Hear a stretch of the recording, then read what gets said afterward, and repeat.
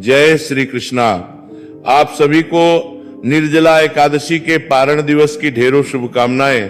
प्रिय भक्तों, आप निर्जला एकादशी का व्रत कर रहे हैं 25 जून को और इसका पारण करेंगे 26 जून को।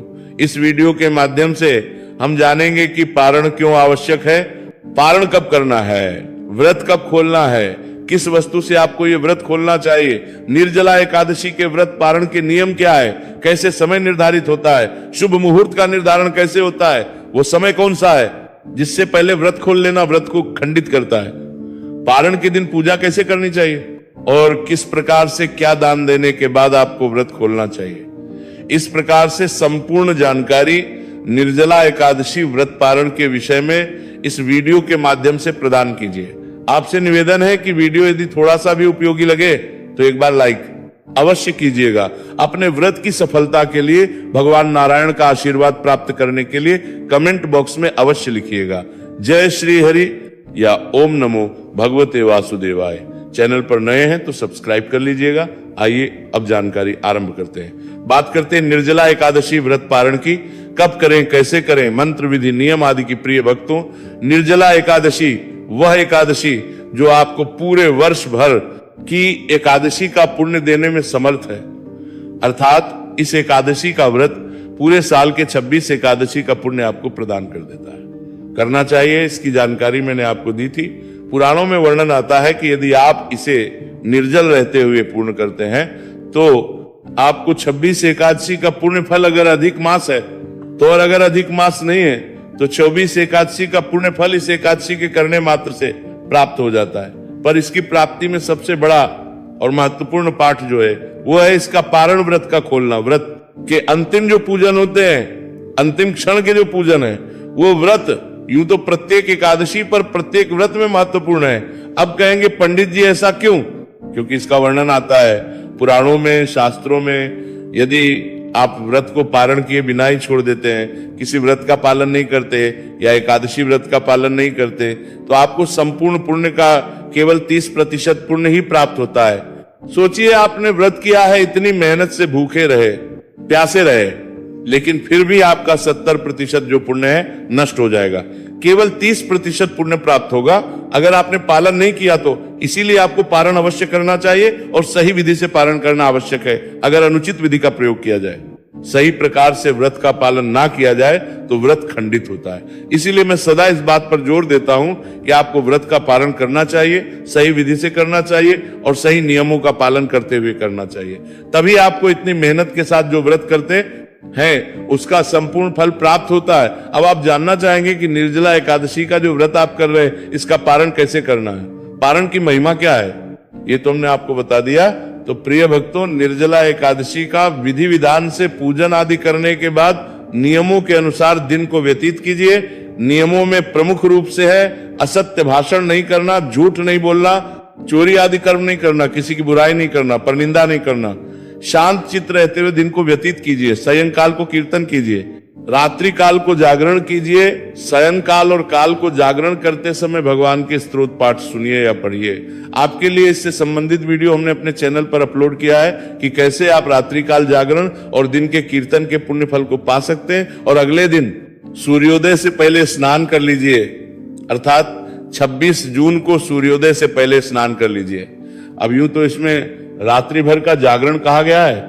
जो लोग रात्रि भर जागरण कर रहे हैं बहुत अच्छा है, सूर्योदय से पहले उठ के स्नान कर लें। जो लोग सो रहे, हो सकता है कि आधी रात्रि तक ही लोग जागृत रहें, क्योंकि उसके बाद बहुत लोगों को ऑफिस जाना है, किसी को अपना व्यवसाय देखना है।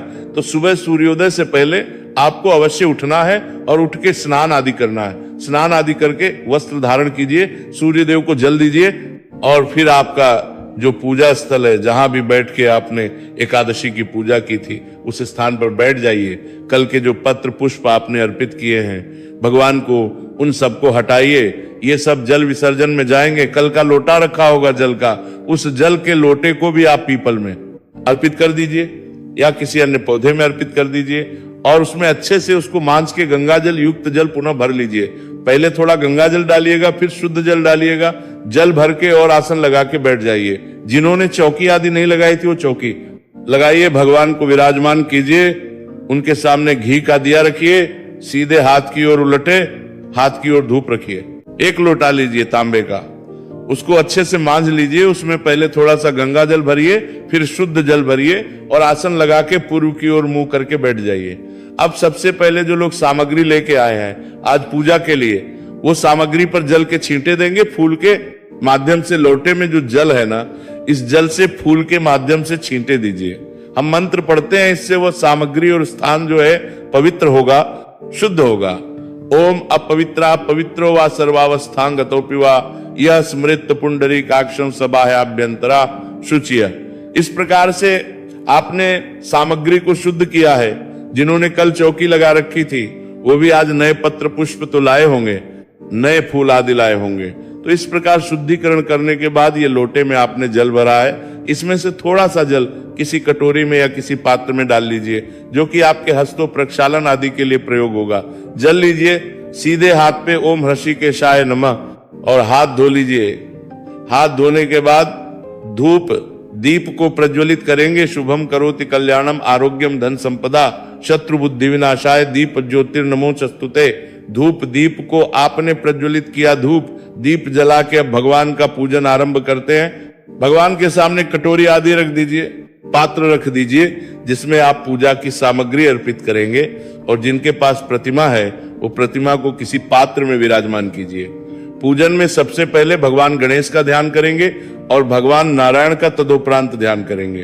हाथ जोड़ लीजिए, भगवान गणेश का ध्यान करते हैं। एक दंतम शूर्पकर्णम गजवक्त्रम चतुर्भुजम पाशाकुशधरम देवम ध्यायेत सिद्धिदम विनायकम। बोलिए गणेश जी महाराज की जय। अब भगवान नारायण का ध्यान करेंगे। शांताकारम भुजगशयनम पद्मनाभम सुरेशम विश्वाधारम गगन सदृशम मेघवर्णम शुभांगम लक्ष्मीकांतम कमल नयनम योग्यभिर्ध्यान गम्यम वंदे विष्णु भवभयहरम सर्वलोकैकनाथम। बोलिए विष्णु भगवान की जय। अब जिनके पास प्रतिमाएं हैं वो भगवान को किसी पात्र में विराजमान कीजिए, जैसे कि जल आदि उनको अर्पित करें, नहलाएं तो जल यहां वहां फैले नहीं। और तस्वीर के सामने कटोरी आप पात्र अर्पित कीजिए, उसमें आप पूजा का जल सामग्री आदि अर्पित कीजिएगा। सबसे पहले भगवान को पद प्रक्षालन कराएंगे। तो आइए एक चम्मच जल ले लीजिए, मंत्र आरंभ करते हैं। आप एक चम्मच जल अर्पित कीजिएगा, फिर अर्घ्य के रूप में और फिर आचमनी के रूप में। ओम विष्णवे नमः पादयोः पाद्यम में समर्पयामि। पद प्रक्षालन कराइए। भगवान को एक चम्मच जल लीजिए, भगवान के पैरों पे अर्पित कीजिए। जो तस्वीर पर पूजन कर रहे हैं वो सामने रखे, पात्र में एक चम्मच जल अर्पित कीजिए। भाव रखिए कि आप भगवान के पैर धुला रहे हैं। अब आप अर्घ्य देंगे भगवान को। ओम विष्णवे नमः, ओम कृष्णाय नमो नमः। अर्घ्यम समर्पयामि। अर्घ्य अर्पित के बाद आचमनी समर्पित करेंगे। ओम विष्णवे नमः, ओम कृष्णाय नमो नमः। आचमन्यो समर्पयामि के रूप में एक चम्मच जल अर्पित कीजिए। आचमनी के बाद भगवान को स्नान कराया जाता है।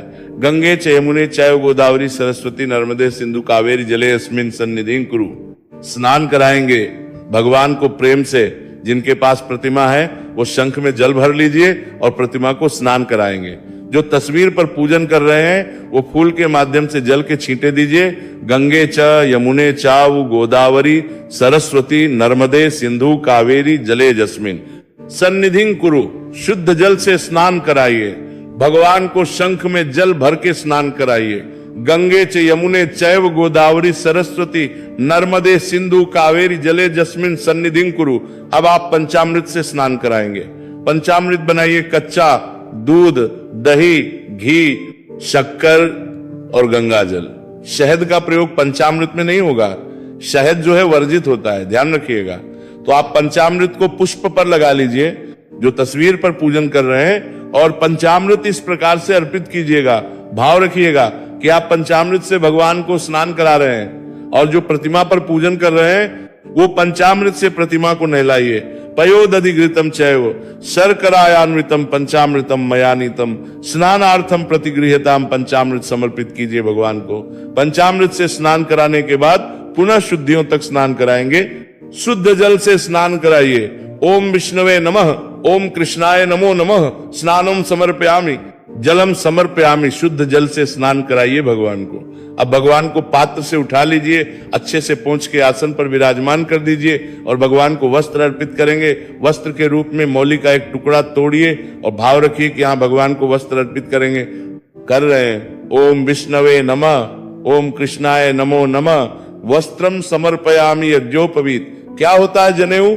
जनेऊ लीजिए और उसको रोली कुमकुम आदि से तिलक कर लीजिएगा और फिर भगवान को अर्पित कीजिए, यज्ञोपवीत समर्पित कीजिए भगवान को। यज्ञोपवीत अर्पित करने के बाद अब आप प्रभु को इत्र अर्पित करेंगे। इत्र को फूल पर लगा लीजिए और भगवान को अर्पित कीजिए। ओम विष्णवे नमः, ओम कृष्णाय नमो नमः, इत्रम समर्पयामि। इत्र समर्पित करके प्रभु को तिलक करेंगे।